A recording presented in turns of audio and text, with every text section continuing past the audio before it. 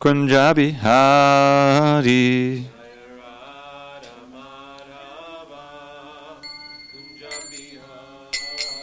Jaya Radha Madhava Kunjabihari.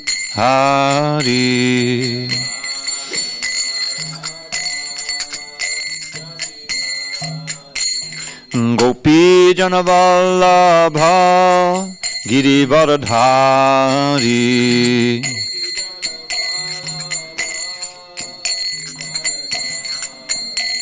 Gopi Janavallabha Girivardhari.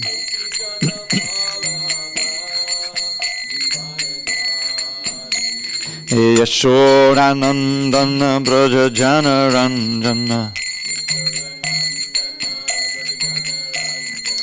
Yashodanandana Braja Janaranjana. Yamuna Tira Vanachari. Yamuna Tira Vanachari.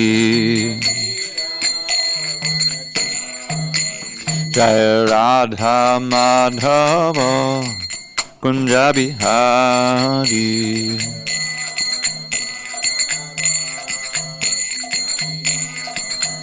Jaya Radha Madhava Kunjabihari.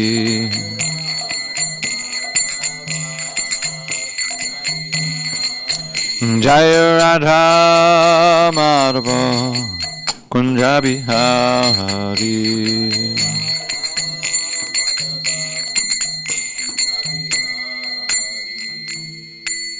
Jai Amitabha Paramahansa Paradikacharya Ashtottara Tadashi Srimad Divine Grace Srila A.C. Bhaktivedanta Swami Prabhupada Ki Jai. ISKCON BBT Founder Acharya Srila Prabhupada Ki Jai. Jai Amitabha Paramahansa Paradikacharya Ashtottara Tadashi Srimad His Divine Grace Srila Bhakti Siddhanta Saraswati Thakur Ki Jai. Ananda Koti Vaishnavinda Ki Jai. Namacharya Srila Haridas Thakur Ki Jai. Srimad Bhagavad Gita Ki Jai. Samaveda Bhaktivinoda Ki Jai. All glories to the assembled devotees. All glories to the assembled devotees. All glories to the assembled devotees. All glory to Shri Guru and Gauranga. Okay. 27, I believe. Marcy. We did 27? You sure? Yat Karoshi Yadashnasi? I don't think we did 27. No, the leaf, the flower we did, but 27 is Yat Karoshi. Yeah. Om Namo Bhagavate Vasudevaya. Om Namo Bhagavate Vasudevaya. Om Namo Bhagavate Vasudevaya. On this 4th day of February 2020 in SanDiego, we're reading from Srimad Bhagavad Gita as it is, translation and commentary by His Divine Grace A.C. Bhaktivedanta Swami Prabhupada. And we are in chapter 9 entitled The Most Confidential Knowledge. Page 408, text number 27. Yat karoshi yarashnasi Yad juhoshi dadasi yat Yat tapassasi kaunteya Tat kurush mararpanam Yat karoshi yarashnasi Yad juhoshi dadasi yat Yat tapassasi kaunteya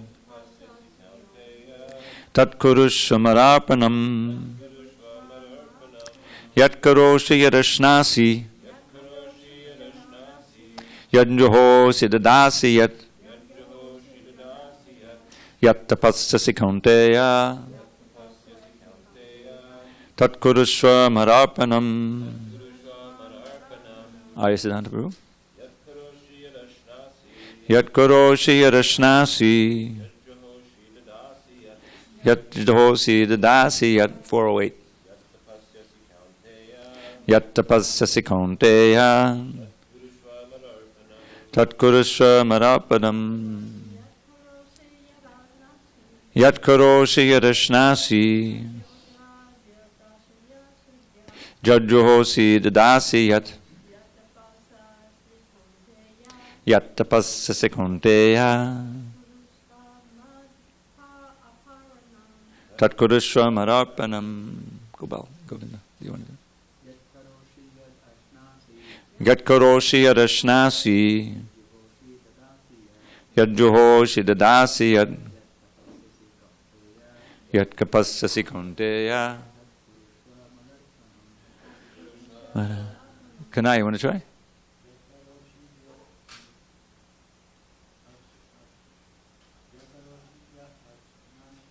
Yat Karoshi Yadashnasi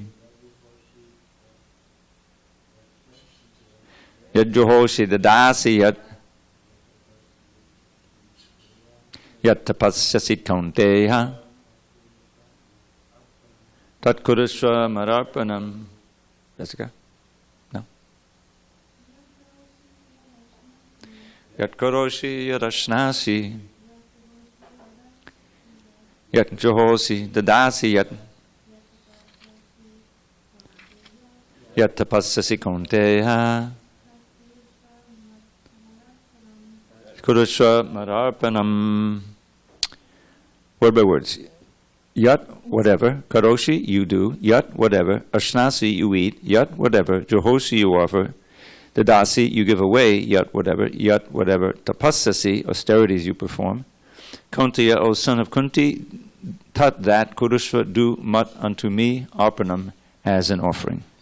Translation, Krishna says to Arjuna, whatever you do, whatever you eat, whatever you offer or give away, and whatever austerities you perform, do that, O son of Kunti, as an offering to me. Purport. Thus, it is the duty of everyone to mold his life in such a way that he will not forget Krishna in any circumstance. Everyone has to work for maintenance of his body and soul together, and Krishna recommends herein that one should work for him. Everyone has to eat something to live, therefore he should accept the remnants of foodstuffs offered to Krishna. Any civilized man has to perform some religious ritualistic ceremonies. Therefore Krishna recommends, do it for me. And this is called archana. Everyone has a tendency to give something in charity. Krishna says, give it to me. And this means that all surplus money accumulated should be utilized in furthering the Krishna consciousness movement. Nowadays people are very much inclined to the meditational process, which is not practical in this age. But if anyone practices meditating on Krishna 24 hours a day by chanting the Harekrishna mantra around his beads, he is surely the greatest meditator and the greatest yogi, as substantiated by the 6th chapter of the Bhagavad Gita. Om Jnana Timirandasya Jnanandana Shalakaya Chakshu Unmilitam Mena Tasmai Shri Gurave Namaha. I was born in the darkness of ignorance, but my spiritual master, Srila Prabhupada, opened my eyes with the torchlight of knowledge. I offer my humble obeisance unto him and all members of Shri Parampara. So this verse and the previous verse, Krishna is giving us encouragement about how easy it is to practice Krishna consciousness. You're going to eat something, right? Okay. So just eat within these categories, basically vegetarian food, milk, fruit, water. But offer it to me before you take. Offer with love, and this will become a purifying experience. It'll be an exchange of love rather than just a function of sense gratification. So, and then in the present verse, as Prabhupada makes a point in the purport, we're doing these things anyway. Whatever you do, we're doing so many things. We're eating, Jehosi, you're offering something, you're giving things away in charity, you're performing some austerity. Actually, the non-devotees perform much greater austerities than the devotees. Just working all day in an atmosphere under some boss, worrying about all the bills, dealing with so many, family situation, which may be, everyone's going this way and that way. So the pasyas, the austerities are being performed anyway. So arrange your life in such a way that the austerity is being performed for Krishna. That's the idea. Do it for Krishna. Now, practically speaking, it takes knowledge, instruction, association, in order to mold its life in such a way that all of these things are being done for Krishna. But the idea here is that it's feasible to be done because you're already kind of doing these things. Like the eating. Everyone's eating something. It's not that difficult to turn it into Krishna consciousness eating. In many of the books that we print over the years for mass distribution, there are books like, this is a book for mass distribution, but it's Shastra, so it has a certain quality, character to it. But books that we compiled from Prabhupada's lectures, beginning with Science of Self-Realization, it was famous that when it was in the 70s. That was the last book printed while Prabhupada was on the planet. And following that, there were other books, The Quest for Enlightenment, Journey of Self-Discovery, various books like that. So we would include at the end a very nice essay written by Mahatma Prabhu, who spent many years here, one of the main devotees here in the 80s, along with Gunagwai Maharaj and Dharma Tseta Prabhu. They did a lot of preaching. He wrote this essay called Krishna Consciousness at Home. And it all began with, from this book title, from the Journey of Self-Discovery, we learned from Srila Prabhupada how important it is to be Krishna conscious. And then it describes how you can do it at home. Because these books are distributed by the thousands to people who don't live in a temple. And if someone is interested, fascinated by the instruction, well, here's practically what you can do at home. How to set up your altar, how to chant japa. There's even a little illustration there. How to offer your food, here's the mantras to say, and all of these different things. So, in other words, making this verse practical by instruction, how you can do things for Krishna, eat for Krishna, and so forth. So the whole idea is that Krishna wants us to come back. He wants us to think of him. He took so much trouble to come here, speak the Bhagavad Gita, and inspire his devotees to to present it in such a way that we can benefit from it. The fact that it's in English is a big thing. Before that, and Sanskrit didn't help us much, right? So all of that culminates in Krishna's practical instructions here. Now, Prabhupada refers to the 6th chapter. The greatest meditator. Now, the 6th chapter, of course, Krishna is describing dhyana yoga, ashtanga yoga, 8 limbs, right? And I don't know, did anyone ever try that? Yam, niyama. The yama, niyama, the don'ts and the do's. Well, the don'ts for ashtanga yoga are a lot harder and the do's are a lot harder than what we practice. Do go out, into a totally isolated place, totally alone, and don't, mix with the opposite sex at all. That's it. You're finished if you do that.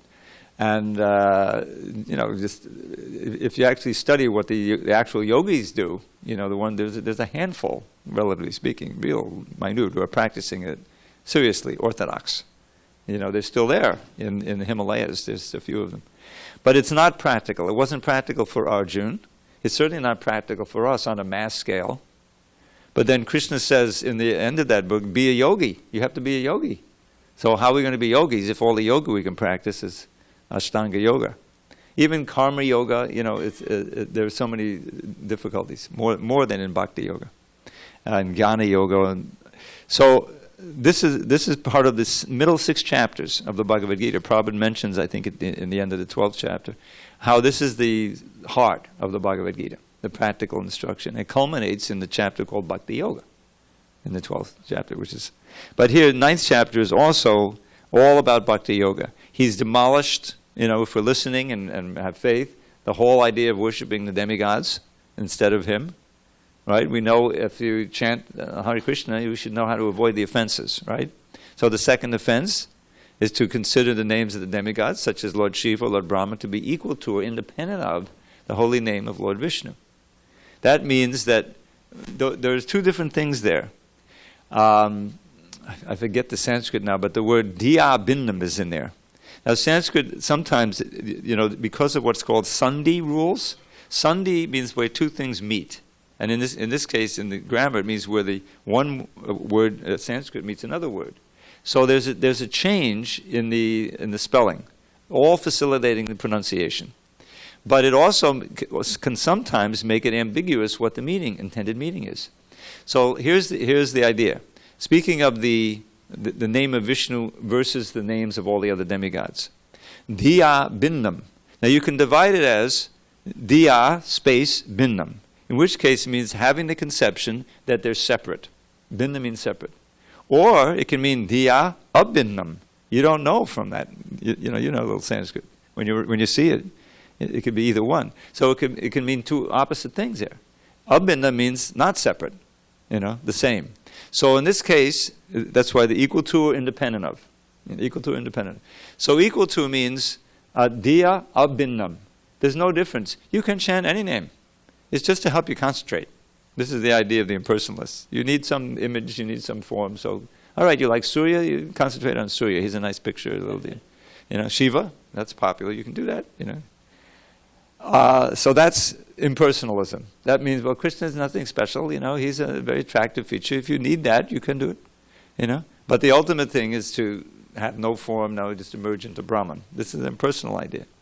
Or, Diya Binnam is separate, that each of the different gods, including Krishna, you can worship for different goals. You want your business to prosper? You better go worship Ganesh. Do you want to get some material benefit? Other than that, or something, you worship Shiva. If you want to get knowledge, worship Saraswati. If you want to get love, worship Krishna. This is what people think. That to be equal to or independent of. You see the problem there. The whole idea is that, no. Krishna, akama savakama mokshakama udaradi.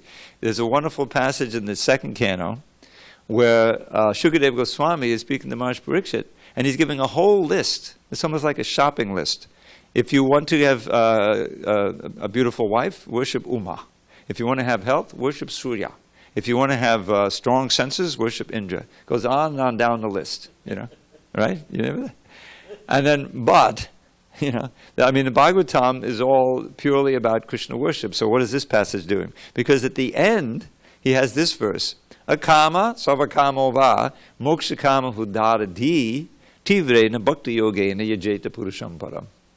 But if you're truly intelligent, udaradi, not having all these material desires, then whether you are free of all material desire, or you have all kinds of material desires, or you desire moksha, liberation, if you're truly intelligent, you'll practice intense devotional service to the Supreme Person, Krishna. In other words, this is just a variety of Maya. All of these different, I don't know if you've probably been, you see in the Hindu temples, you walk in there and they got all the gods, It's like a shopping list. Okay, we'll cover all our bases. Just bow down once and you got it all covered. I've seen that. I was in, I think it was Canada, in Scarborough. There's a lot of Indians. And I understand they're migrating like anything now, thousands. Because it's part of the old, what is it called, Commonwealth country. You don't need to get papers. If you're an Indian, you can easily move to Canada and you can just land there and live. Here, you try to do that here, they'll put you in a cage somewhere, So, anyway, but the point is that that's just a variety of the illusory energy. Is that this chapter, 7th chapter, Krishna gives very stern warnings against worshipping anyone but him. Because when you worship someone else, whatever you get from them, that's actually coming from me. But you're worshipping me indirectly, avidipurvakam, not according to the rules and regulations. So that's what this whole chapter is keyed on. And the last verse, which we're coming up on in a few verses, will bring it all back home. Just do these 4 things, okay? Think of me, become my devotee, worship me, bow down to me. You'll certainly come to me, and all of your aspirations will be fulfilled. You don't have to worry, I'm missing out. Isn't that a big thing these days? The FOMO? Fear of missing out. You don't have fear of missing out. You just worship Krishna and everything is covered. Any questions on this particular verse? Okay, let's go on. 28, we're on page 408. Shubhasabha pararevam mokshase karma bandhanai Sannyasi yoga yuktatma vimukto mamapaishyasi. In this way, you will be freed from bondage to work and its auspicious and inauspicious results. With your mind fixed on me in this principle of renunciation, you will be liberated and come to me. Purport. One who acts in Krishna consciousness under superior direction is called yukta. The technical term is yukta vairagya. This is further explained by Rupa Goswami as follows. I'll say, you say. Anasaktasya vishayan yatarham upayunjataha nirbandha krishna sambandhe yuktam vairagyam Bhakti-samrita Sindhu 1.2.255. Rupa Goswami says that as long as we are in this material world, we have to act. We cannot cease acting. Therefore, if actions are performed and the fruits are given to Krishna, then that is called yukta vairagya. Actually situated in renunciation, such activities clear the mirror of the mind. And as the actor gradually makes progress in spiritual realization, he becomes completely surrendered to the Supreme Personality of Godhead. Therefore, at the end, he becomes liberated, and this liberation is also specified. By this liberation, he does not become one with the Brahmajyoti, but rather enters into the planet of the Supreme Lord. It is clearly mentioned herein, Mam Upaishyasi. That's in the verse. Where is Mam Upaishyasi? Yes, in 28, the end of the 28. Mam Upaishyasi. He comes to me, back home, back to Godhead. There are 5 different stages of liberation, and here it is specified that the devotee who has always lived his lifetime here under the direction of the Supreme Lord, as stated, has evolved to the point where he can, after quitting this body, go back to Godhead and engage directly in the association of the Supreme Lord. Anyone who has no interest but to dedicate his life to the service of the Lord is actually a sannyasi. Such a person always thinks of himself as an eternal servant, dependent on the supreme will of the Lord. As such, whatever he does it for the benefit of the Lord. Whatever action he performs it as service to the Lord. He does not give serious attention to the fruit of activities or prescribed duties mentioned in the Vedas. For ordinary persons, it is obligatory to execute the prescribed duties mentioned in the Vedas. But although a pure devotee who is completely engaged in the service of the Lord may sometimes appear to go against the prescribed Vedic duties, actually it is not so. It is said, therefore, by Vaishnava authorities that even the most intelligent person cannot understand the plans and activities of a pure devotee. The exact words are Tanarvaka Kriya Mudra Vigyeha Nabu Joy Chaitanya Charitamrita Madhya 23:39. A person who is thus always engaged in the service of the Lord, or is always thinking and planning how to serve the Lord, is to be considered completely liberated at present, and in the future his going back home, back to Godhead, is guaranteed. He is above all materialistic criticism, just as Krishna is above all criticism. So, this text 28 here is giving us the benefit of practicing according to text 27. In this way, Shubha Ashubha Palai. So it's Palai, fruits, means reactions, good or bad reactions. If you perform pious action, piety according to the Vedas, you'll benefit in this life, the next life. You may even go to heaven. But that is ultimately entrapment. In other words, you think you've achieved something. You've gone to heaven, now I can enjoy like anything. And that's why heaven is not such a good place for practicing Krishna consciousness as this place is. Because this middle planet we're on, Earth, there's pains here. It's dukkhalayam, Krishna says. But it's not so bad like the hellish planet that your mind is too disturbed. There's no question of practicing.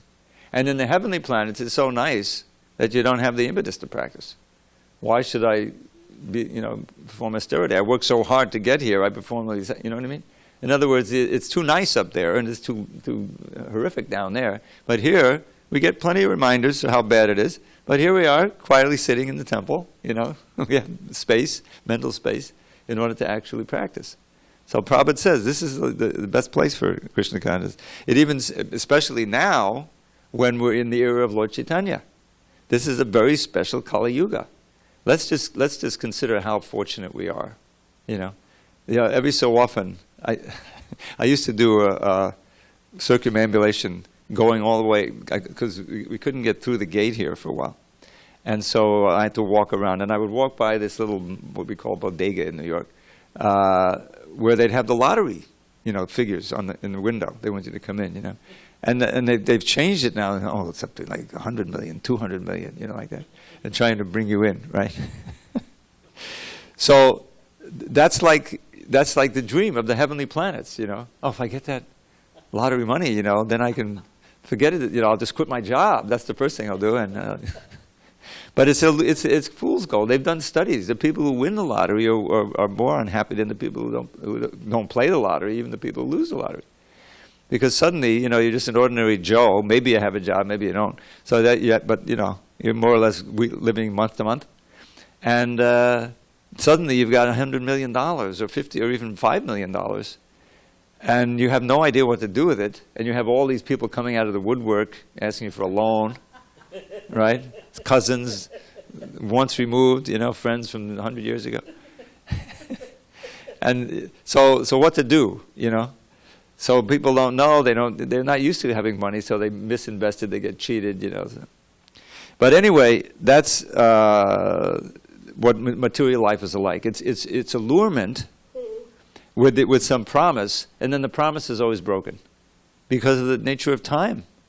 Even if you're in the heavenly planets, as Krishna describes in this chapter a few verses back.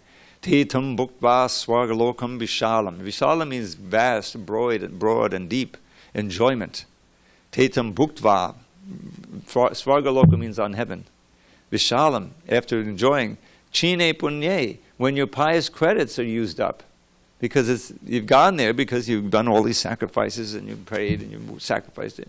So you've got pious credits, so now you can cash them in the heavenly place. But chine punye, when they're used up, matya lokam vishanti. Here you come right back down to this world of birth and death. Evam trahidamam hanupapanna katakatam kamakama.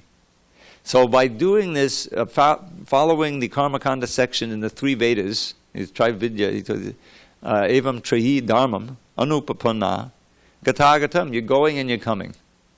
It's just like, I give the example, you've heard these before, but people like in the Midwest, okay, and they, living an ordinary life, maybe they got a little savings, they have an RV that they were able to buy, credit. And so they're dreaming, they have 2-3 kids, and that someday we're going to take you to Disneyland, right? They see it on TV, the Fantasyland, the kids really, they get their desire, and so they dream about it, And so that day comes finally where they can have a few weeks vacation, what I'm saying, and they have all money saved, so off they go, right? And driving, and of course with 3 kids in the back, and everything. Okay, off we go, and they get there, and there's Fantasyland, there's Disneyland, and there's all that money you got to pay just to get in the door, and then to get on the rides, And the kids are eating; they're eating too much, they're throwing up, and it's like, in other words, the dream of it is always crushed by the reality. And even if, and we got some videos, the kids having a good time, we got all that. And so then they're making their way back to Kansas City, and they've got all the dreams, they got the videos, and their bank account is half empty. And so they got what they dreamt, but it didn't quite live up to it, and what they've got is the memories, right? And you come, so you're going and you're coming, and you're right back where you started from, except you're a lot poorer, you're making, so chine punya, you've used up all your punya, and then you're right back here on earth, or you're right back here in Kansas. It's just, that's what material life is. There's no permanent platform of success because it's just the time factor. It's the way the material world works. It's asat. It's asat. Prabhupada always quotes this verse. I was just listening today. Prahlad's first teaching to his father, where he first reveals himself to be a devotee. You can imagine the shock. Here's this boy, he's brought up very carefully by the teachers, the demon teachers, trying to train him up to be the next Machiavellian, so he'll take over the kingdom eventually. So Prahlad is listening to it, but he's not really absorbing it. He's thinking of Krishna. So finally his father asks him, well, what did you learn today, Prahlad? All this love. He puts him on his huge lap, powerful. Smells his head, which is a sign of affection. What did you learn? What's the best thing you learned? So Tat Sadhamanya Asudavarya Dehinam Sadasa Buddhavignadiyam Asadgrahat. So Prabhupada usually stops there and explains the word. So first of all, he points out he doesn't really address him as father. He addresses him as the best of the asuras, or best of the demons. Asudavarya. You imagine that already? That's kind of a clue, even in the first line, that this is my boy. He's calling me a demon. The demons don't like to be called demons, They want to put on a face of very religious, and pious. So the best thing, O Father, that I learned, for whom? For the embodied soul, who are always disturbed. Sadasam udvignadiyam. This word udvigna comes up again in Bhagavad Gita again. It means disturbed, agitated. You can't be peaceful on the material platform because it's always changing. That's why it's compared to an ocean or to a forest fire. Can you be peaceful in an ocean if there's a storm coming and your boat you're in is like this? No. Prabhupada personally experienced that on his way over. A crossing on the Atlantic, and my God. And then a forest fire, of course you can't be peaceful, So anyway, Sadasamudvangadiyam asadgrahat. The idea is that we're holding on for dear life to the asat, that which is temporary, these bodies. And we try to create a situation. I got to have a place, I have a little security, I got my insurance, everything's in order, and then you can delude yourself, everything's good, we're good, But you're threatened with destruction at any moment. This, I'm sure you heard about this helicopter crash. I'm not going to get into details. It's famous because there's a famous person on it, right? So it's a reminder to people how tenuous your grip is. You think you got it under control. I mean, most people can't afford to have a helicopter. I think people, when they heard of it, said, well, thank God I'm in this traffic jam. That's okay. We're good. They get the helicopter to avoid the traffic jam, but occasionally it's disaster. But that's what this world is about. You're going along, nicely going along, cool. And then there's some disaster. You get some diagnosis, your kid gets into trouble, your wife leaves, your husband leaves, a million different things happen. Or we get some president who says, oh my God, how did that happen? And then we can see the result. No one expected that. That's the whole idea, is that it's completely illusory that there's some security. And so that's what he's saying. This 5-year-old boy is speaking words of wisdom and truth to his ignorant father, who's a total demon. And it's a sadgrahat. Everyone's always disturbed. And therefore, Father, here's what I'm telling you to do. Hit vatmapatam griyamandakupam vanam gato yadhanamashi. Give up your materialistic household life, griyam, which is like a blind well, and which impedes and stops any spiritual progression. Atmapatam means that which impedes the soul from its real mission in life. Griyam andakupam, the blind well of materialistic family life. And then what should I do? Vanam gato, go to the forest. The commentator, it means go to Vrindavan, and take shelter of Hari. And it was just like a snake, biting Hiranyakashipu, those very words, because Hari was his arch enemy. He declared it because he had killed his brother. Lord Varaha had killed Hiranyaksha. So anyway, this was a shock to Hiranyakashipu. Where did he get these ideas from? So he's looking at Chandanamarka, he's burning him with his glance. What did you teach him? You taught my boy about Hari? And he said, we didn't teach him. I don't know where he got these ideas. You know the story. He got learned in the womb from Narada. So the idea is that Krishna is telling us how we can actually attain a platform of peace and happiness. So the first thing is Shubhashabha Pralevaram. By this activity of just everything you do, everything you eat, make it as a sacrifice to me, an offering to me, you become free of the karma bandhana. This is what we're bound up by our results of our previous fruit of activities. Everyone in this world is, So, but this is moksha. You'll be free of karmic bondage. Sannyasi yoga yuktatma. Now here's sannyas. Yoga yuktatma. You'll be linked to me. You'll be linked to me, and in this position of renunciation. Because if everything is being done for Krishna, you're giving it all to Krishna, then you're completely free you're not self-centered at all. That's real sannyas. Vimukto mama paishasi. You'll be liberated from all bondage here, and you'll come to me. You will attain me. This is a promise. So this is actually the most auspicious instruction. Now Prabhupada quotes here this very important verse about what is actually yukta vairagya. Because what we're trying to do in bhakti is become detached from matter and attached to spirit. Okay, in its simplest terms. Spirit meaning the Supreme Spirit, the personality of Godhead. And we're trying to break the bonds of our attachment, subtle and gross, to this world, which keeps us coming back and back and back. Because, the whole science of it is that you live a lifetime here, and you're engaging with your senses and your mind, and all these things, and you have memories and fears and whatever. And that all is within the mind. So eventually this physical body breaks down. It's just a machine. So what happens? The mind does not perish. The mind, intelligence, and ego, they carry you to your next body. We're forming the template of our next body with every minute of our waking life. The things we decide to hear and do and like that. So that's what's going on. So here so therefore vairagya is a very important principle. There's a famous verse that Prabhupada taught us by translating the Chaitanya Charitamrita, where Sarvabhauma Bhattacharya, there's great stories of conversion. I mean, he was a major Mayavadi, but he was also running the temple there in Puri, but he was an impersonalist.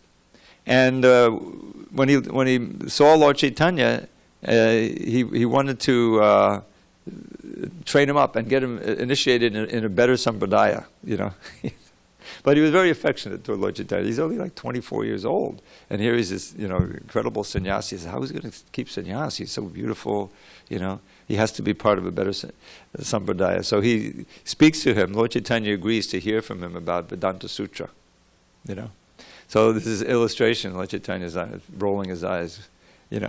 He's listening, but he's not asking him any questions. So finally, after 7 days of this teaching, Sarvabhauma asked him, you're not asking any questions. Are you understanding the explanation of Vedanta Sutra? Lord Chaitanya said, I understand Vedanta Sutra very well, but your explanations are like a cloud covering the sun. They're confusing everything. So Sarvabhauma says, well, what's your idea? So Lord Chaitanya then started speaking and explaining Vedanta Sutra from the personalist view. That's why we have the word Bhakti Vedanta, means the end of all knowledge culminates in bhakti. And the Sarvabhauma is listening. Of course, he's converted. And finally, Lord Chaitanya reveals his six-armed form. Do you ever hear the Shadbhuja? The 2 arms are Lord Krishna playing the flute, 2 arms of Ram with the bow and arrow, and 2 arms are, what's the last one? Ram? Oh, yeah, it's sannyasi. Right, this is a sannyasi. So he falls down in ecstasy, he gets up, and he's totally sold out. He's become a bhakta, ecstasy, love of God, everything. So he writes all these verses. He wrote like 100 verses, like right off about Lord Chaitanya. They're recorded. I have them. Beautiful. But there's two that are very special, and one is most famous. He sent it to Lord Chaitanya on a palm leaf, and it glorifies him as an incarnation of God. And so his servant, Govinda, knew that Lord Chaitanya would rip it up right away, because he didn't like to be addressed as Vishnu, So before giving him the verse, he wrote it on the outside of the place where he was staying. He was staying in this, called the Gambhir, a little tiny facility, really. I visited there when I was in Puri. But it was his place where he slept and chanted and stuff. And so, sure enough, as soon as he saw it, he ripped it up. But the devotees learned it, memorized it, and saved it, and it's part of the Chaitanya Charitamrita. You know this verse. Vairagya vidya nija bhakti yoga shikshatameka purushak purana Shri Krishna Chaitanya sharira dadi kripam buddhayas tamaham papadye. So notice the first word is vairagya. And vairagya is often paired with vidya. Vidya means knowledge. And vairagya is detachment. Now, it's important to make a distinction between vairagya and tyaga. They're similar, and probably would call vairagya renunciation. But the more precise definition of vairagya is detachment, dispassion. So even in the midst of so many temptations, or being the object of the senses are there, you don't have any desire for them. That's real perfect vairagya, you see. And it's only possible with knowledge. I like to give the example. We experience it all the time, but there's a devotee here in the community named Madhusudan, who's a really old devotee. He joined in '67 in Brooklyn, in 26 Second Avenue, and his wife is equally as senior. So they come. We see him on Sundays, and of course they always come on Prabhupada's appearance day, Vyasa Puja. And we usually cook a wonderful feast at that time, and he often makes his sweet rice. He's famous for special sweet rice, I once served it out, and as soon as I served it out, everyone wanted seconds, So everyone is contemplating, probably before they come, oh boy, we'll have some of Madhusudan sweet rice and so many other preps, they're wonderful. So, okay, it's time to serve out the sweet rice, just the right time in the feast, and everyone there with the buckets. And, but just before they serve out, everyone is contemplating, oh yes, I've heard it's, strawberry sweet rice, it's going to be really good. And so, but Madhusudan comes running out of the kitchen. He says, oh, I'm sorry, I'm so sorry. I put salt in the sweet rice instead of sugar. This is just an illustrative scenario. It didn't actually happen. She's worried. So the idea is that suddenly the knowledge that it's not what you think it is means that you've just lost your taste for it. You see that? The vairagya comes with the vidya. So our understanding of this world and what it really is, in reality, and there's so much description in the Bhagavatam, 5th canto, the forest of enjoyment, and it's very what to speak of just our experience should lead us to want to cultivate distaste for this thing. But you can't do it on your own. You need the knowledge of that, but also the knowledge of Krishna. In other words, Krishna, you have to have a positive attraction. It can't just be detachment. That doesn't work because the desires are in there. So we have to sublimate it, redirect them toward Krishna. Just as the sweet rice. I mean, you can go and get what do we used to have? It's been so long. An ice cream sundae. You remember those? When you're kids? It's probably like sweet rice, right? So that taste is there. So we have to sublimate it into sweet rice offered to Krishna. And that's wholesome. That's the idea. So this verse, Vairagya Vidyanita Bhakti Yoga Shiksha Purushak Paranam, what he's saying here, the same ancient person, Krishna, has now appeared in the form of Sri Krishna Chaitanya Mahaprabhu to teach detachment and knowledge, or bhakti to himself, devotion to himself, characterized by this Vairagya Vidya, detachment and knowledge. Nija Bhakti Yoga, Shikshartam, for the sake of teaching, exactly. Purusha Purana. And now Sri Krishna Chaitanya Sharira Dhari. Go, you take it out.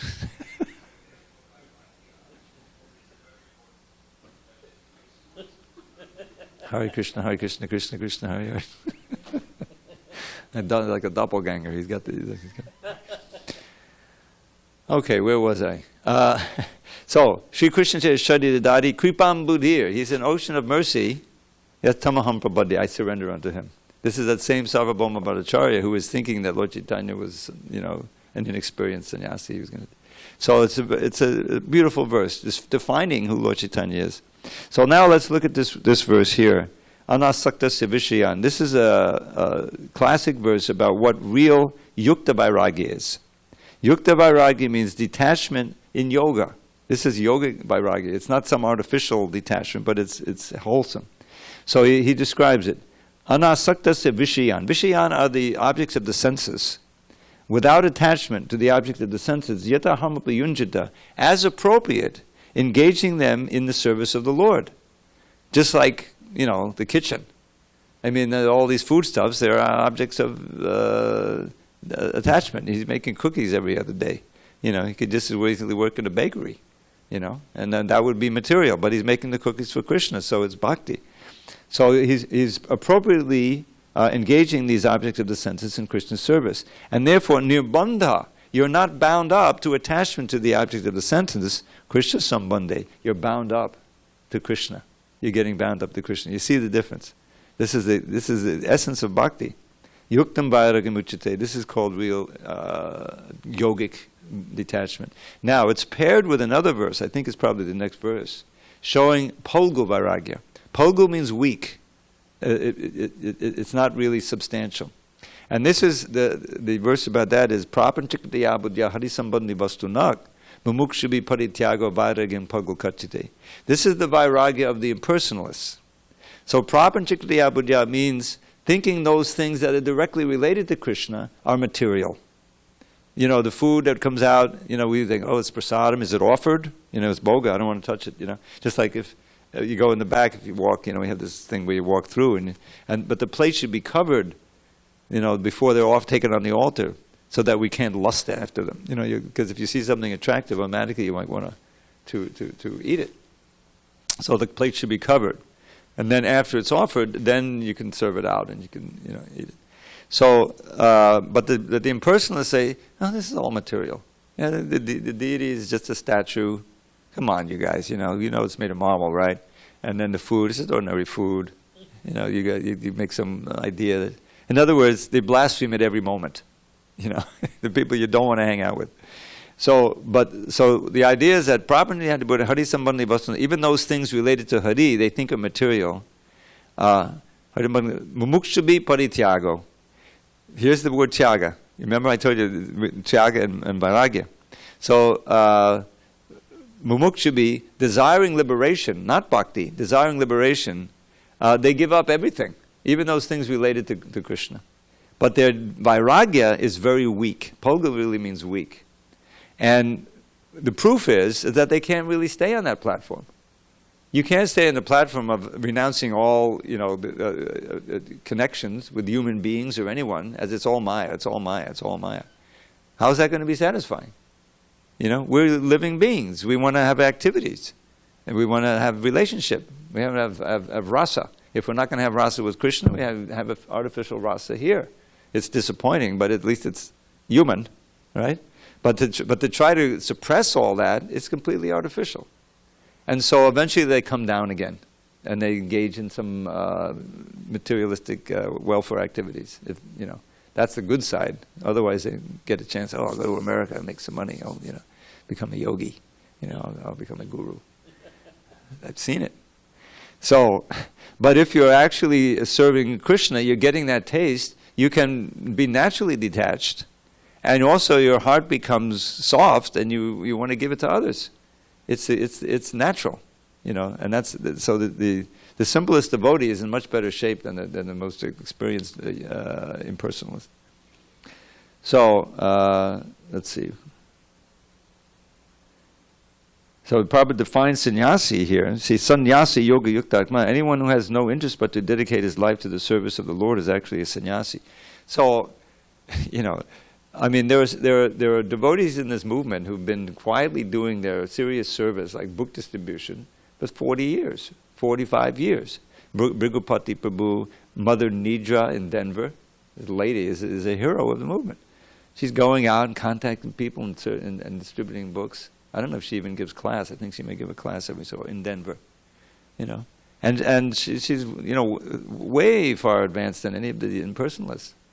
What to speak of these materialists, famous people, you know. And so that's the currency really in Krishna consciousness is your, you know, determination and your sincerity in following carefully the principles and coming to the point of living and breathing, you know, service to Krishna somehow or other, serving Krishna and the devotees and things like that. That's the mark. It's not some big name or anything. Krishna is looking for that sincere heart. You know, that's what he responds to. He always thinks of himself as an eternal servant, dependent on the supreme will of the Lord. Whatever he does for the benefit of the Lord. So this is the fructification of Yat Karoshi Yadasnasi. The Vaishnava authorities, even the most intelligent person can't understand the plans and activities of a pure devotee. Now Prabhupada is talking about himself here, as he often does, because what he had to do in order to spread Krishna consciousness in the West and all over the world. He had to de-emphasize certain things, certain formalities. The whole idea of, brahmacharini ashram was you wouldn't find that in India. I don't even know, even to this day, I don't think you find it. Yeah. I mean, there may be some exceptions now because this kind of, but the idea is that, ladies all, they all get married, they'd be protected and this and that, But he came to America and he had some very dynamic preachers, Now Yamuna eventually got married, but the point is she was a leader. She was a singer, she was a leader, she was a pioneer in deity worship. Prabhupada trained her and she established the standards in England and everything, What to speak of all her, singing and preaching. I mean, you read the history of ISKCON, her and Malati, I mean, they were pioneers. So that was unheard of. Prabhupada had to, he saw the material he had to work with, and he made certain changes. And so it's not stereotyped. And therefore, only a person who is thus always engaged in the service of the Lord and thinking and planning how to serve the Lord is completely liberated at present. This is Prabhupada. On the boat, for years before he was planning and thinking, how can I do it this way, that way? And there were so many false starts. You read the history, the Lilamrita book, lifetime in preparation. Well, that lifetime in preparation was filled with so many, plans, enthusiastic things. This whole thing in Jhansi, the League of Devotees, and it fell through, and he had to start from scratch. He became poverty-stricken, basically, But he never gave up. He was always planning, and eventually he went for broke, Even though he had no money and no contacts, he still went to America, relying completely on Krishna. And he had so much austerity on the way over, he practically died of a heart attack, 2 heart attacks. It's an incredibly inspiring story. And so, and finally, Krishna just showered his mercy on him, and so many amazing things happened. You read this history of how ISKCON grew. So the point is, Krishna's still there. He'll help us also if we have the faith and determination. Well, there's only 1 minute left. So I'm going to give you a little poem. End with something real sweet. There's a whole sweet poem. His lips are sweet, his smile is sweet, his lotus eyes and face are sweet, his heart is sweet, his name is sweet. The king of sweet is sweet complete. This is inspired by the Madhurashtaka by Sri Vallabhacharya. I won't do that one right now. But the verse, Bilvamangal Thakur also, Madhuram, Madhuram, Vapadasya Vibho, Madhuram, Madhuram, Vadanam, Madhuram, Madhugandhi Madhusmitame Tadaho, Madhuram, Madhuram, Madhuram, Madhuram. Sweet, sweet is my dear Lord's form. Sweet is still his face so fair, but his honey-scented, gentle smile is sweet beyond compare. Anyone can chant that before Radha Giridhari. All glories to Srila Prabhupada. Anyway.